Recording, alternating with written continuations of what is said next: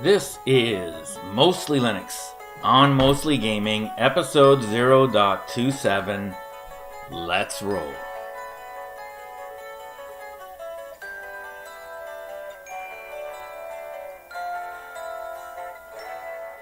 And welcome back to Mostly Linux on Mostly Gaming, episode 0.27.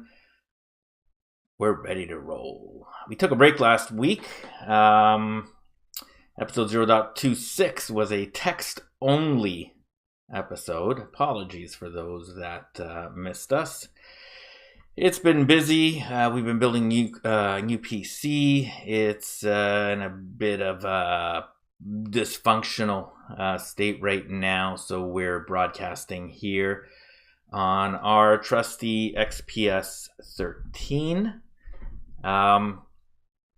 And dealing with the issues of course, the bottom camera here on the XPS 13, which is a terrific little machine, but an unfortunate placement for the camera. As you can see, you got a nice view of my nostrils here. Hopefully my nose is clean and not too disruptive. Yeah, so I mean, we're still kind of in flux here because the GeForce RTX 2080 Ti was delayed again. Apparently now it's going to ship on October 5th. So we're building a new machine. We've gone with an AMD 2700X build, 16 gigs of 3200 memory. Nice little NVMe SSD in there as well, 1 terabyte. That's my first SSD. So no, it's my first NVMe SSD. Looking forward to see how that works. Apparently it's going to be pretty fast. I've also got a couple of 2 terabyte drives on there. My intention is to dual boot. I'm going to run Windows on one of the 2 terabyte drives, and I'm going to run Linux on the other 2 terabyte drive, and then boot from the NVMe SSD. I decided to go with Windows. You know, I've got the 2080 Ti coming in.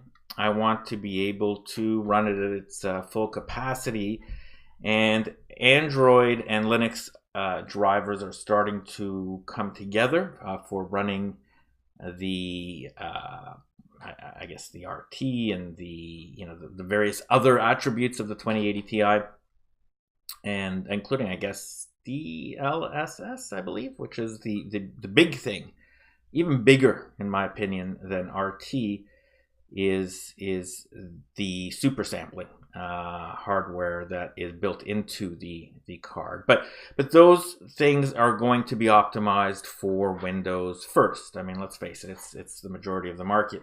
And the games that are going to support it are going to be native Windows games, which may or may not run under Linux, and I want to be able to test both well. And we'll see how it comes. I'm not committed to being a dual booter forever, but I certainly want to get the most use out of the card. In terms of our non-sponsored video this week, we have been running the Battletech beta, which just Hello my warriors, how is it going? Welcome to the first episode of RogueTech 2. So cool. That is MoltenMetal Battletech playthrough here for us up at the top of your screen. For those of you with a lazy eye, we will put him up there. It's a little tougher, to be honest with you, on a 1080p screen. My gaming machine has a 4K monitor, so I can kind of fit things on here a little bit better.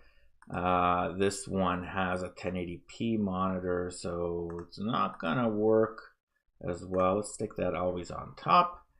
Let's... How's it going? Welcome to the first episode of RogueTech 2. So alright, let's mute that down. So we'll put that up there. You guys can look at that if you get bored of looking at my face. And yes, that's my face. First for the podcast. For those on video, you can now see me. Probably not a big improvement versus the standard no face version of it, but it's what I guess the kids do these days, and I'll do it as well. Let me know if you think it makes a difference. I guess I'll take a look. I'm sure I'll get some feedback from the community on whether they like my face or not. In any case, that's the small talk. I'll be back in 10 seconds with our focus on topic, which is the Linux CoC.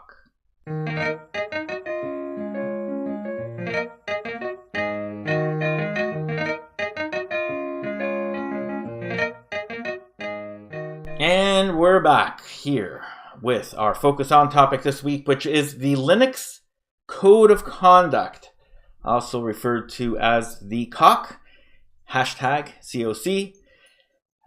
This has been something that has developed over the last couple of weeks that has and is dividing the Linux community among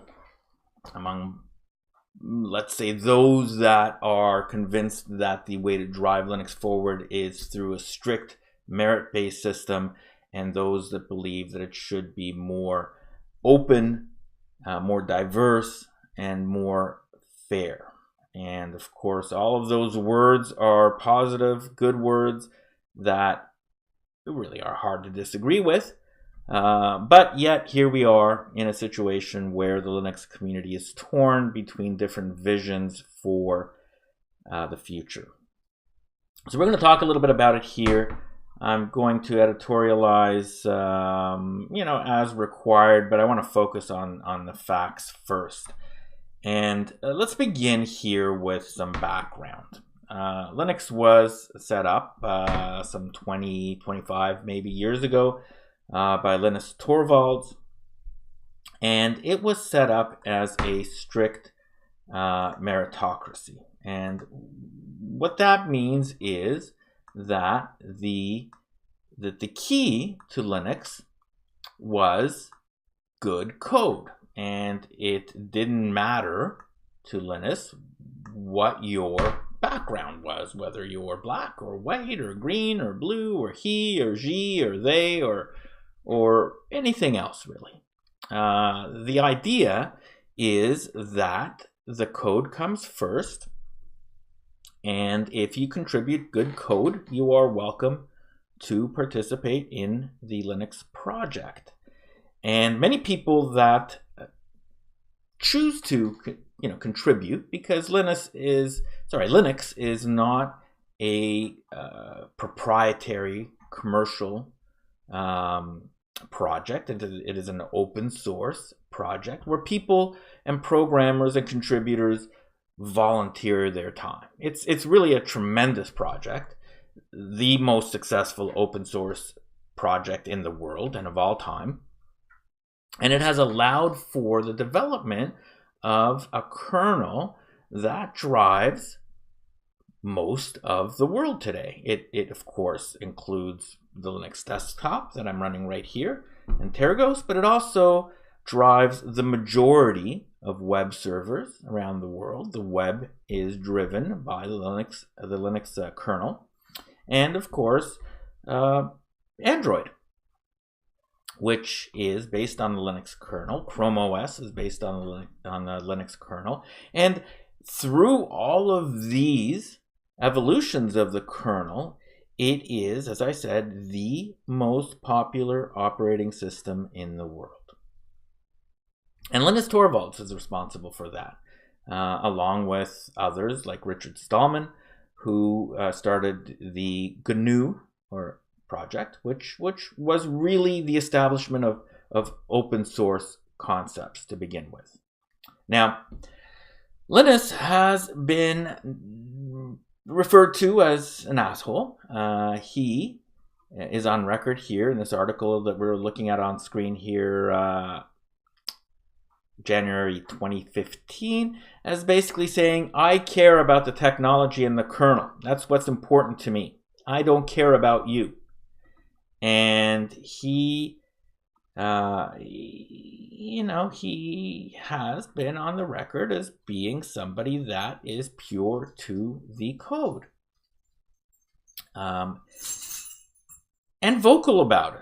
So, to the extent that that you provide or contribute bad or faulty or ill thought out code, he will tell you about it in no uncertain terms, probably very impolite terms. He will tell you to fuck off. He will tell you that your code is shit. He will disparage you via email or through other sources. And it is that drive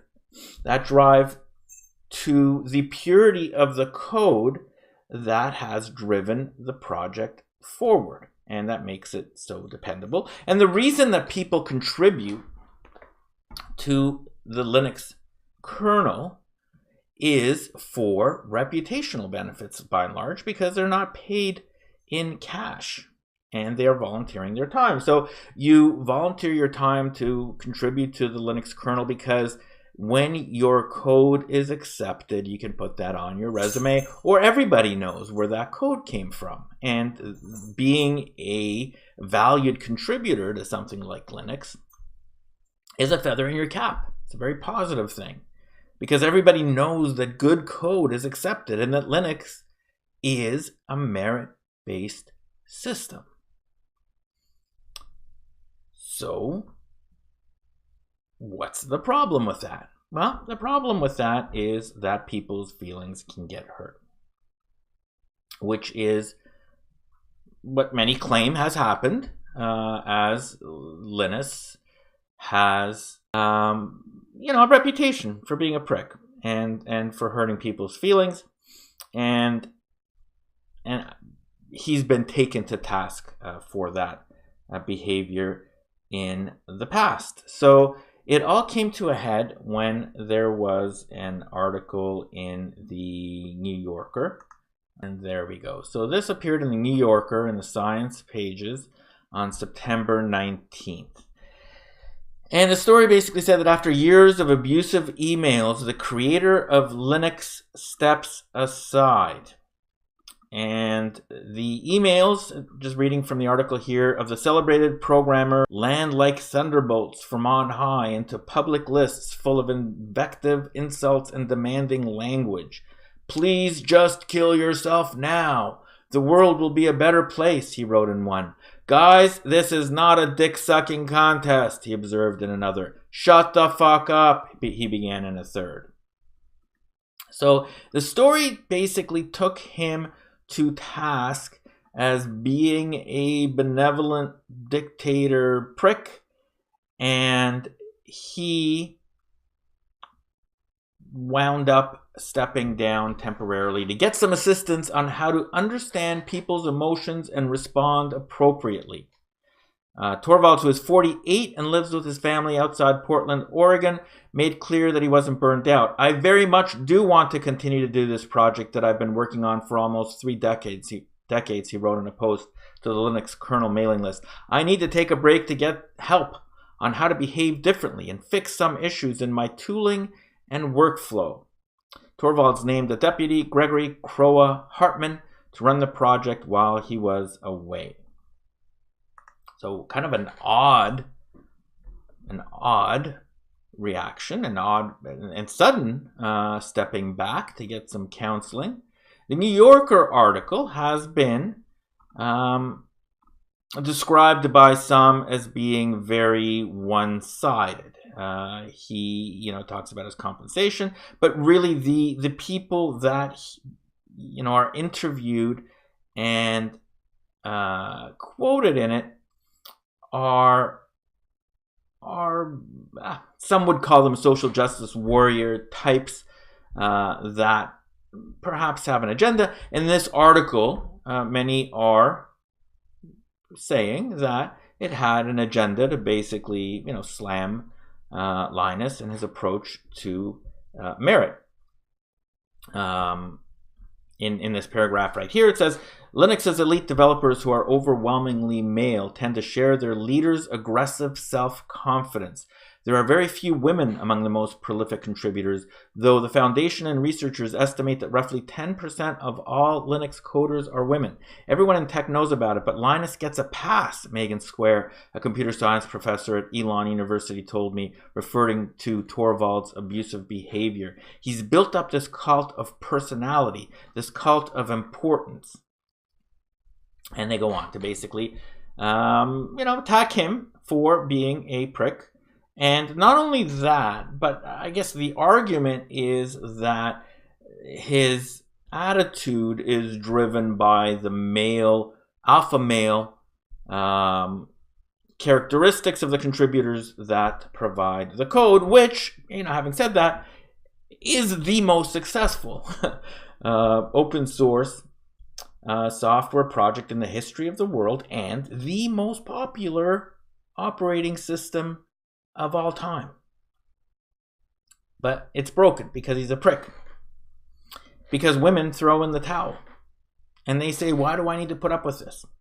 Although most of attacks are really on men because men are the principal contributors. And so the argument being is that women don't want to contribute because there's a toxic element to it, alpha male element, which, we could argue about. I won't get into that. I don't know how women feel, or how the majority of the women that contribute to Linux feel, or the majority of the women that decide not to contribute to Linux feel, or how many women decide not to contribute to Linux. Those numbers are hard to come by and not addressed in this article. But nevertheless, decides to step back and get some sensitivity training, let's say. But shortly after this article came out, a new code of conduct was established by the Linux Foundation, and looking at the kernel.git, kernel//git Torvalds linux.git on git.kernel.org. It says, Code of Conduct, let's revamp it. The Code of Conflict is not achieving its implicit goal of fostering civility and the spirit of be excellent to each other. Explicit guidelines have demonstrated success in other projects and other areas of the kernel. Here is a Code of Conduct statement for the wider kernel. It is based on the Contributor Covenant as described at www.contributor-covenant.org. From this point forward, we should abide by these rules in order to help make the kernel community a welcoming environment to participate in. So they approved the Contributor Covenant Code of Conduct, and so let's take a look at it. Our pledge. In the interest of fostering an open and welcoming environment, we as contributors and maintainers pledge to making participation in our project and our community a harassment-free experience for everyone, regardless of age, body size, disability, ethnicity, sex characteristics, gender identity, and expression level of experience, education, socioeconomic status, nationality, personal appearance, race, religion, or sexual identity and orientation. Our standards, examples of behavior that contributes to creating a positive environment include using welcoming and inclusive language, being respectful of differing viewpoints and experiences, gracefully accepting constructive criticism, focusing on what is best for the community, showing empathy toward other community members.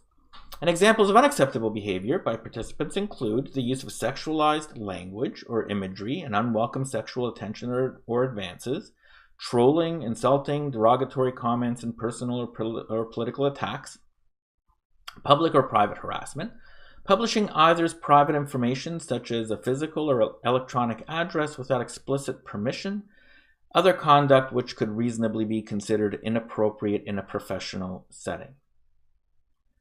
Our responsibilities. Maintainers are responsible for clarifying the standards of acceptable behavior and are expected to take appropriate and fair corrective action in response to any instances of unacceptable behavior. Maintainers have the right and responsibility to remove, edit, or reject comments, commits, code, wiki edits, issues, and other contributions that are not aligned to this code of conduct, or to ban temporarily or permanently any contributor for other behaviors that they deem inappropriate, threatening, offensive, or harmful. This code of conduct applies both within project spaces and in public spaces when an individual is representing the project or its community. Examples of representing a project or community include using an official project email address, posting via an official social media account, or acting as an appointed representative at an online or offline event. Representation of a project may be further defined and clarified by project maintainers. Enforcement. Instances of abusive, harassing, or otherwise unacceptable behavior may be reported by contacting the Technical Advisory Board. All complaints will be reviewed and investigated and will result in a response that is deemed necessary and appropriate to the circumstances. The TAB is obligated to maintain confidentiality with regard to the reporter of an incident. Further details of specific enforcement policies may be posted separately. Maintainers who do not follow or enforce the code of conduct in good faith may face temporary or permanent repercussions as determined by other members of the project's leadership. So this replaced the code of conflict, which had a different approach. And let's just go through the code of conflict. The Linux kernel development effort is a very personal process compared to traditional ways of developing software. Your code and ideas behind it will be carefully reviewed, often resulting in critique and criticism. The review will almost always require improvements to the code before it can be included in the kernel. Know that this happens because everyone involved wants to see the best possible solution for the overall success of Linux. This development process has been proven to create the most robust operating system kernel ever, and we do not want to do anything to cause the quality of submission and eventual result to ever decrease. If, however, anyone feels personally abused, threatened, or otherwise uncomfortable due to this process, that is not acceptable. If so, please contact the Linux Foundation's Technical Advisory Board or the individual members, and they will work to resolve the issue to the best of their ability. So you can see the difference between the code of conflict, previous one, which focused on the quality and the purity of the code, while respecting the rights of people not to feel abused or threatened or otherwise uncomfortable. So, it has that wording in there, but the prime focus of it is the code, with the bottom point there saying we do not want to do anything to cause the quality of submission and eventual result to ever decrease. The new contributor covenant code of conduct, of course, does not talk about that. It moves from the merit-based philosophy in the code of conflict to a more inclusive, accepting, broad, vague code. And the code itself is not really mentioned as being the prime motivator here in terms of the quality of the code. It is the quality of the people contributing to the code that has become paramount. And this switch, after almost 30 years, is something that people are going to notice and have valid points of interest relating to it. And so people started to try to figure out, who wrote this? What is this about? What is the contributor covenant? And part of the concern, let's say, is that the contributor covenant has had a mixed record of being very aggressive in attacking people that contribute to other open source projects. And it is, some may argue, a situation where people are considered guilty until proven innocent. And you know, we see this in society today in certain movements. But the person that has that developed the contributor code is a person by the name of Caroline Ada Ehmke, and they are not a contributor to Linux. They are a contributor of the code. So what does this mean? You know what, let me just go to one more story here that just kind of highlights some of the concerns, right? Because the concerns, you know, it's not so much about the covenant, which is cause for concern in terms of the dramatic change in it and what that means, but what it means is unclear, and the only basis that you have for trying to figure it out is who are the people behind it. So let me just kind of go through here in terms of what this story in its FOSS was able to put together. And the Linux Code of Conduct is based on the Contributor Covenant version 1.4. Contributor Covenant has been adopted by hundreds of open source projects. Eclipse, Angular, Ruby, Kubernetes are some of the many adopters of the Contributor Covenant. Contributor Covenant has been created by Coraline Ada Ehmke, a software developer, an open source advocate, and an LGBT activist. She has been instrumental in promoting diversity in the open source world. Coraline has also been vocal about her stance against meritocracy. The Latin word meritocracy originally refers to a system under which advancement within the system turns on merits like intelligence, credentials, and education. But activists like Coraline believe that meritocracy is a negative system where the worth of an individual is measured not by their humanity, but solely by their intellectual output.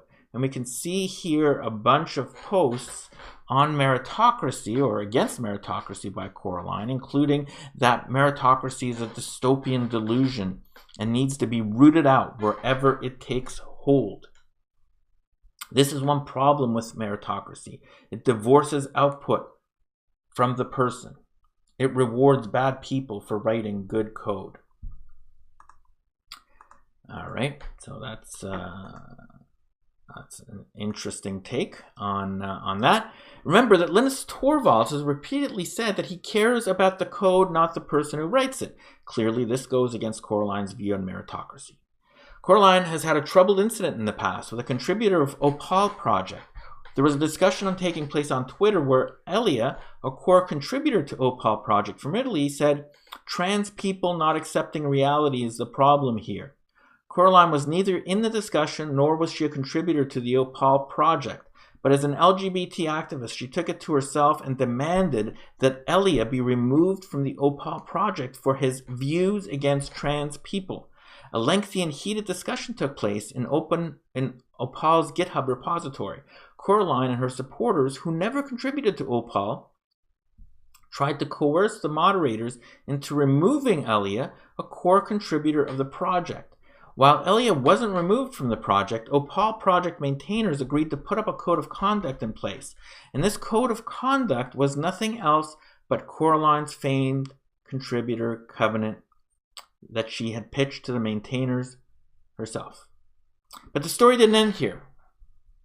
The contributor covenant was then modified and a new clause added in order to get to Elia. The new clause widened the scope of conduct in public spaces. This malicious change was spotted by the maintainers and they edited the clause. Opal eventually got rid of the contributor covenant and put in place its own guideline. This is a classic example of how a few offended people who never contributed a single line of code to the project tried to oust its core contributor. Now, look, that is horrible.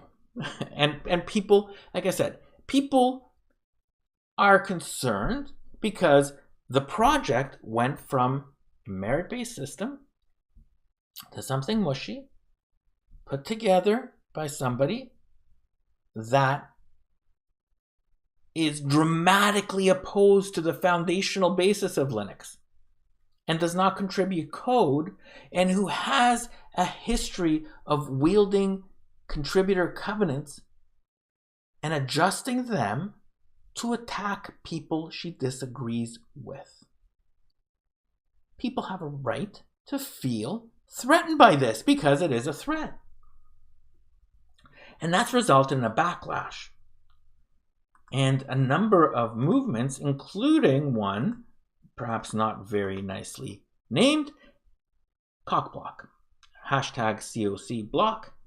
And this is basically a rejection of the contributor code of conduct by many Linux contributors who want to go back to the code of conflict or to something else. And here's one poll here being run by Alan Hamlin. 73% of the people voting on his motherboard article say that they will pull their code from the project. Only 5% say that they support the new code of conduct, and 22% are unsure. So it's probably not representative. People that likely agree with Alan's views are going to be more likely to vote. This is not a scientific poll, but it just points to the fact that this is creating a lot of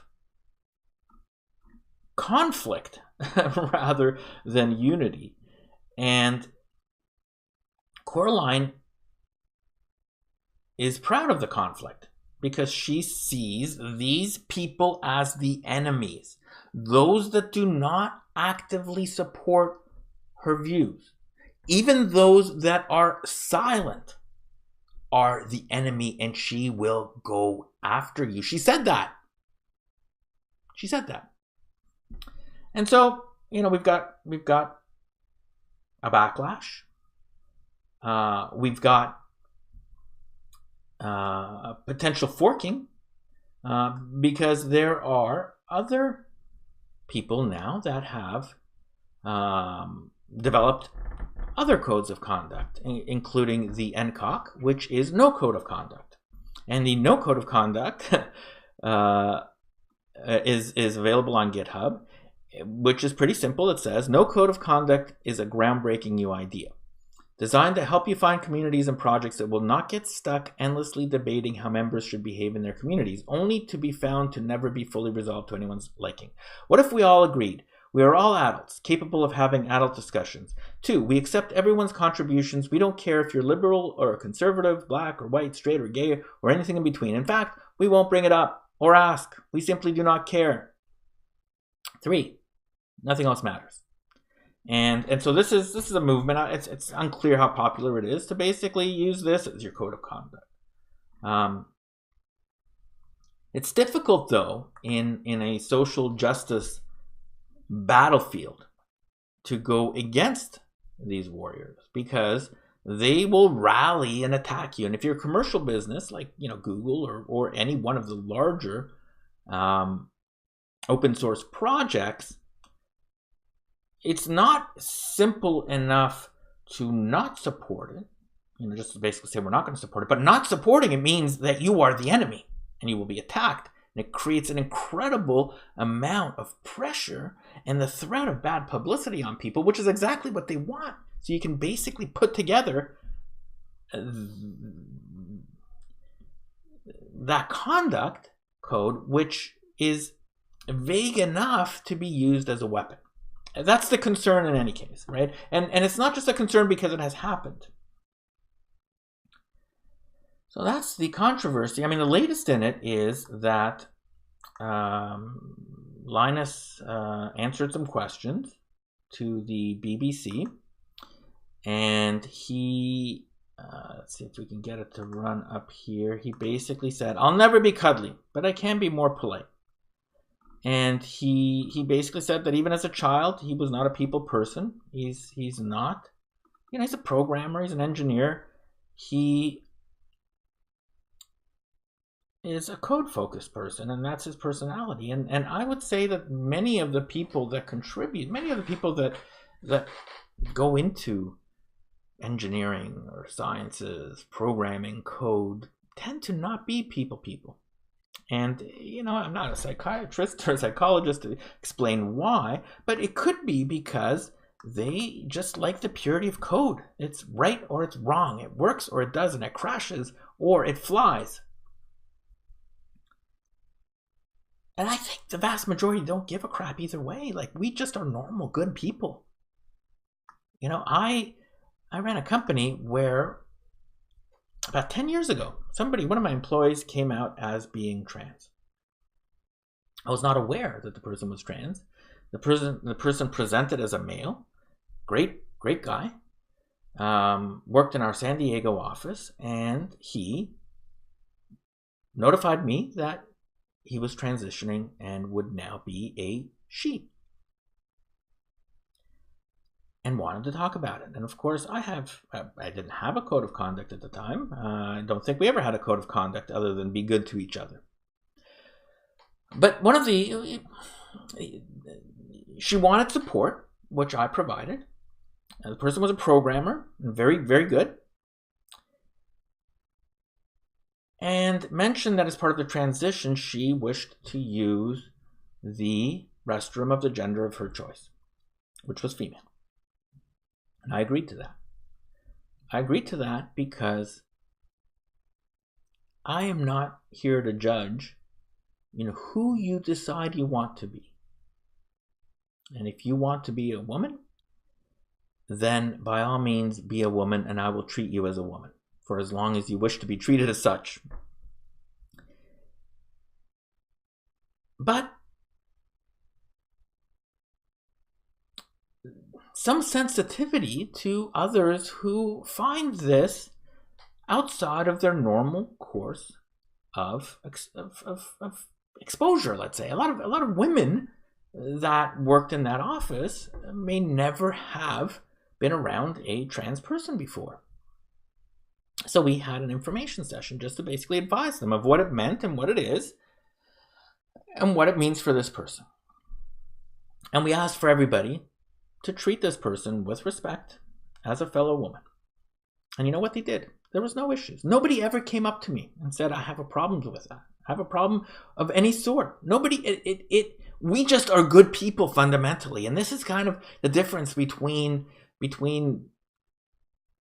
certain types of people. Those that believe that people are fundamentally good if you leave them alone, and that you have bad actors.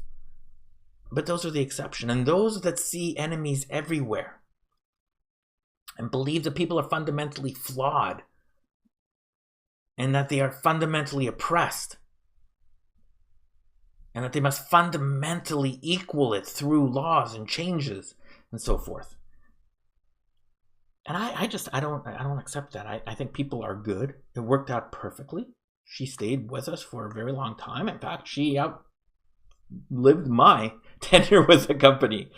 And there was never an issue. It's not an issue of respecting people. It's an issue of using this, for the people that oppose it, including myself, as a possible weapon to attack good work by good people who don't care about who you are.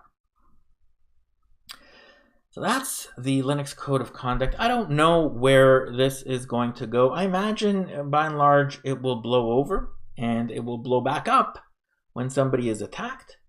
It is worthwhile keeping our ears and eyes open. Interestingly enough, the Code of Conduct allows the people complaining to be anonymous, and for the complaints to be anonymous, and for the judgment to be anonymous. So this stuff could happen in the background, and some people are actually actively looking at removing their code from Linux, which may have legal support or problems, and there's lawyers going back and forth, but I doubt that's going to happen. But what did happen is a fundamental change in the philosophical grounding of Linux, and that's a big deal. It's not just something that you can basically just blow off as being irrelevant or stupid or whatever. It is a big deal. Philosophy matters. And the philosophy of Linux has dramatically changed, and so Linux will dramatically change. And where that will take us, I don't know, and I'm not going to speculate, but eyes and ears are open. I'll be back in 10 seconds with our news feed. Maybe I'll make it 20 seconds so I can cool off.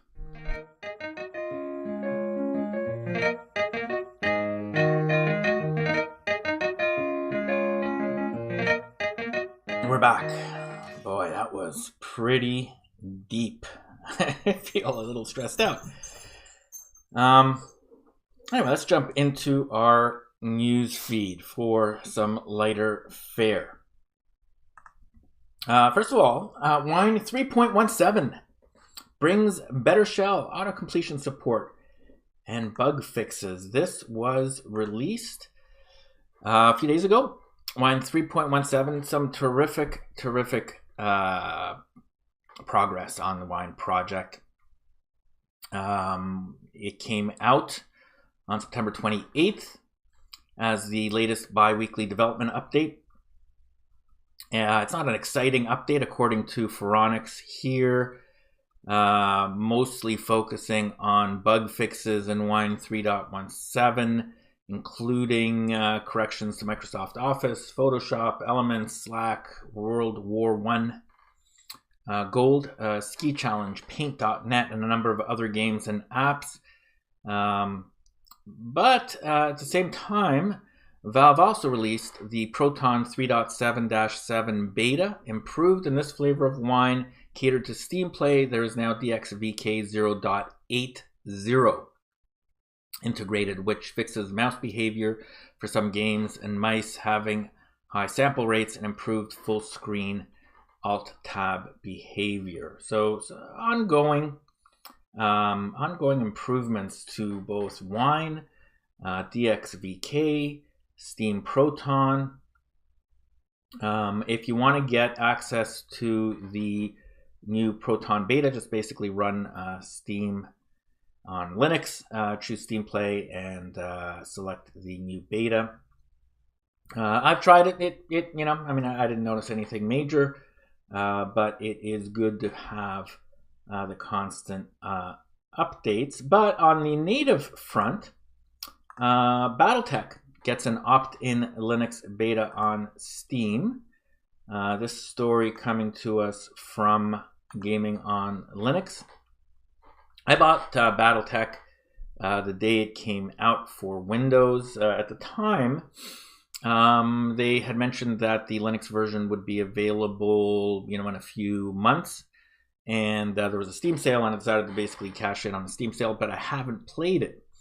And since then, I have logged in about 4 or 5 hours under the new beta. Works fine. I did not find any glitches. Well, wait a second. I did find a glitch. When I canceled out the program, exited it, I was playing it on Steam OS. It kind of hung there, and I had to reboot, hard reboot actually, out of the system after I saved it. So I was able to save it and quit it, and then it hung, and I rebooted it, and it saved to the cloud, and everything is good. Still not perfect, however. According to Gaming on Linux, there's a few known issues for the game, though none that are real showstoppers, including some customization issues, some menu issues, which may be extra light or extra dark, depending on the screen resolution. Hyperlinks are not functional on SteamOS. I didn't find that. I didn't really click on any hyperlinks, though.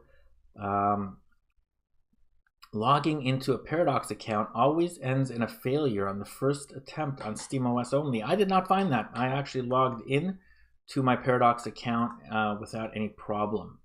So they've got various betas there. Maybe they've kind of pushed out another beta. I chose the newest one, and it all worked fine. This is a terrific game. I've been really enjoying it. I am going to put some hours into it, and we'll feature it, you know, once it is ready to ready to go live. And now let's take a quick look at our discovery queue. The first game on our discovery queue is a game that I've been on the lookout for some time, called Pathfinder Kingmaker. Let me launch it up here right now. This is an RPG that is based on a pen and paper RPG called Pathfinder, I believe. Let's take a look here. Let's pause our background video, our non-sponsored video. Let's pause that so we can kind of take a quick look.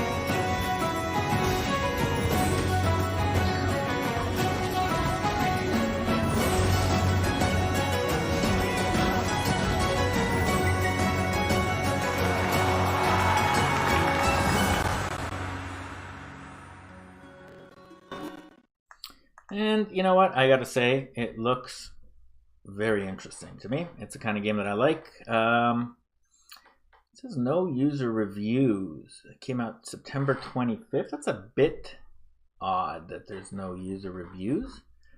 Not a good sign typically when you don't have enough reviews on it. It means that there's not enough people playing it. One of the things that holds me back from buying it, aside from the fact that I've got like an overwhelmingly large backlog and the last thing I need is another RPG, is this kind of whole pricing chart here. So you can buy Pathfinder Kingmaker. There's an Explorer edition, which is $46. But then there's a Noble edition, which is $62, and a Kingmaker edition, which is $80, and the Imperial edition, which is $100. And this, I mean, it just prevents me from paying full price for it. I mean, I don't know what I buy for $45. I mean, I could look into it, but I mean, the fact that there is a price differential between $45 and $100 means to me that there's a lot of stuff that I don't get if I get the Explorer edition. And it basically encourages me, and I imagine other people, just to wait for a Steam sale when this will be 70% off and I can get the Imperial edition and everything included for, you know, one low flat price.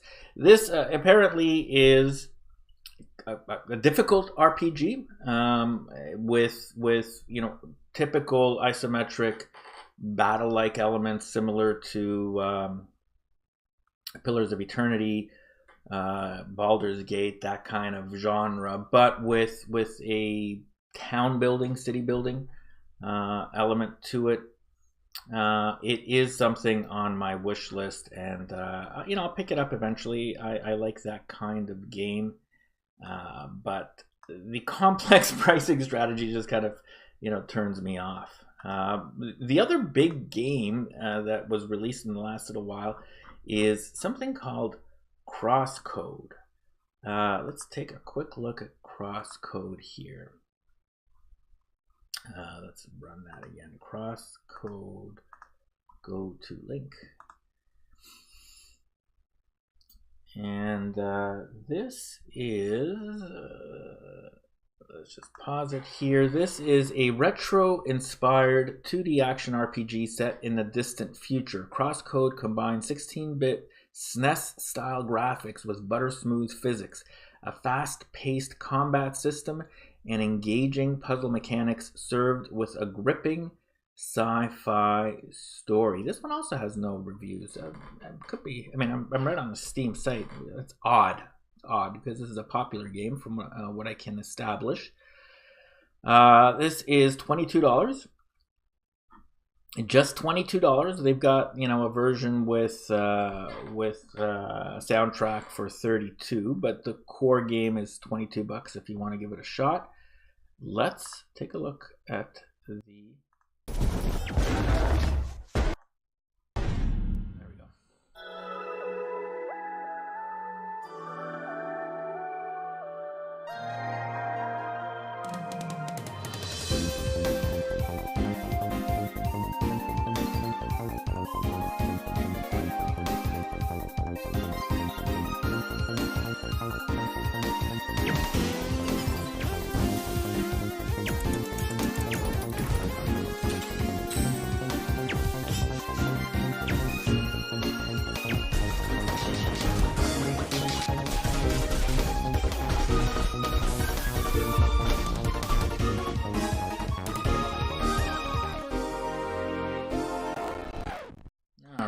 So it, you know what, it kind of looks like a cross between, you know, like Final Fantasy IV, but it looks like it's got some real-time combat.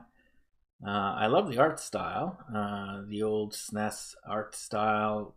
It is on my wish list. I might pick it up, support the developer, full Linux, native compatibility.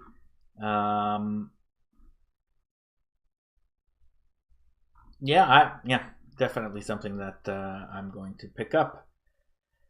The next one is something called Niffleheim. Niffleheim. Let's take a look at that one. Niffleheim is, let's just take a look. Your avatar is a brave warrior who has fallen in battle.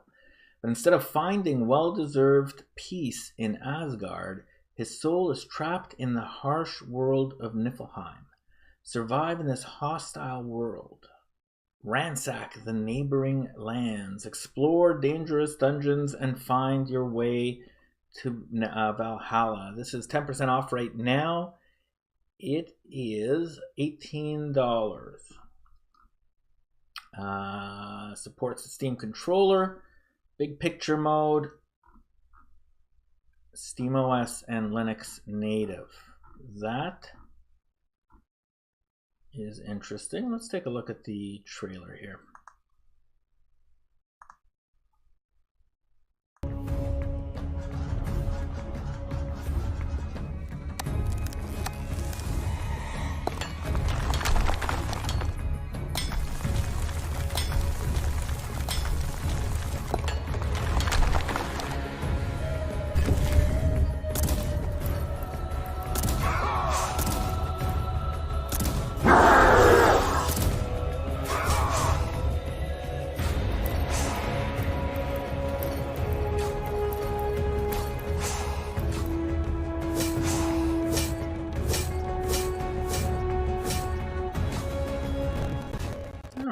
Looks interesting as well. That looks like what is often referred to as a Metroidvania, kind of Symphony of the Night type 2D platformer / RPG by Alada Games.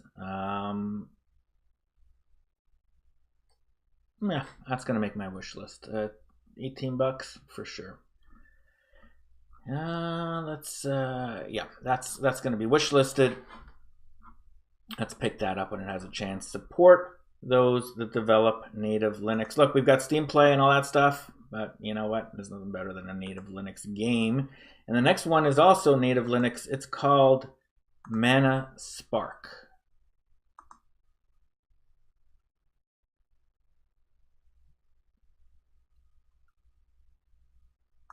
Mana Spark is a challenging action RPG with deep Souls-like combat. You just said the right thing for me. And roguelike elements. Explore a dreadful dungeon and fight smart enemies that will plan and collaborate between themselves and you. So this is what they refer to as a roguelike and Souls-like, perhaps. Let's take it.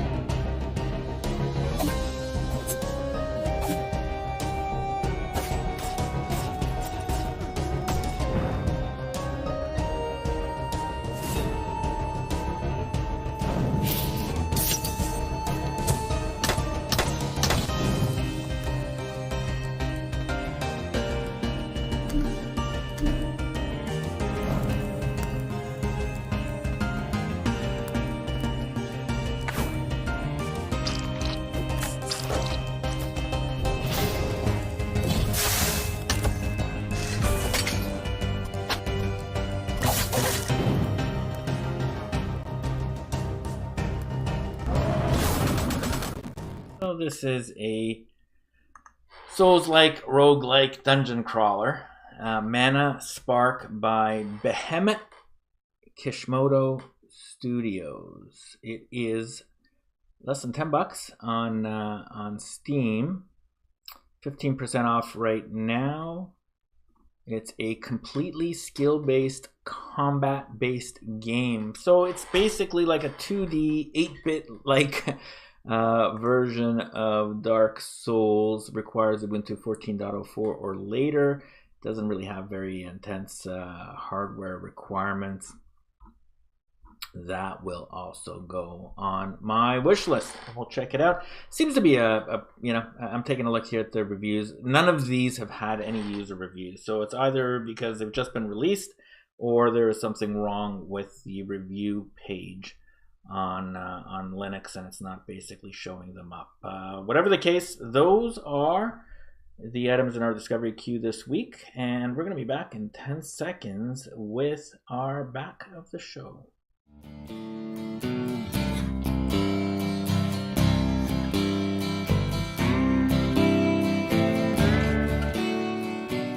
And we're back. If you've stuck with us all the way here to the back of the show, then thank you very much. You are our core audience and you rock. And we have a treat for you. I have a code for a little game called Dungeons 3. Dungeons 3 is a $45 some odd game on Steam with a native Linux version. Fantastic game that I have put just a little bit of time into but haven't really kind of dug into. But we've got a free code for you. The first person that sends me an email to mostly_linux@protonmail.com. That's mostly_linux@protonmail.com. And if you're hearing this, get out there and do it right now and let me know that you heard about the free code on the back of the show. Then the first person that gets back to me, I will send you the code and you will be able to get the game for free. It is a Steam code. Congratulations to whoever picks it up. And you're the core. You're the core. Make sure to subscribe so you don't miss any episodes. So thank you very much. You are the core. Good luck to everybody. That's mostly Linux at ProtonMail, mostly_Linux at protonmail.com. You can follow us on Twitter, mostly_Linux. You can follow us on Reddit at the reddit.com/r/mostly_Linux. If you want to check to see if somebody's already won the code, just check my Twitter feed, mostly_Linux on Twitter. I will tweet out the hashtag "The deal is done" once somebody has scored the code. If there's no guarantees on the code, so it may not work in your region. Sometimes I find codes a little tricky. They work in some regions and not in others. Please, if you get the code and it doesn't work in your region, let me know so that I can give it to the next person on the list. And that's episode 0.27 of Mostly Linux on Mostly Gaming. Thank you very much for listening to our little podcast here. The good deed of this week is basically simple. be good to people. You know, it doesn't take much to be polite, to be kind, to be generous, to offer a compliment. Just be good. And there's so much negativity in the world with all sorts of battling ideologies that if you just add a little good to the world in this next week, it'll make it just that slightly better. See you next week.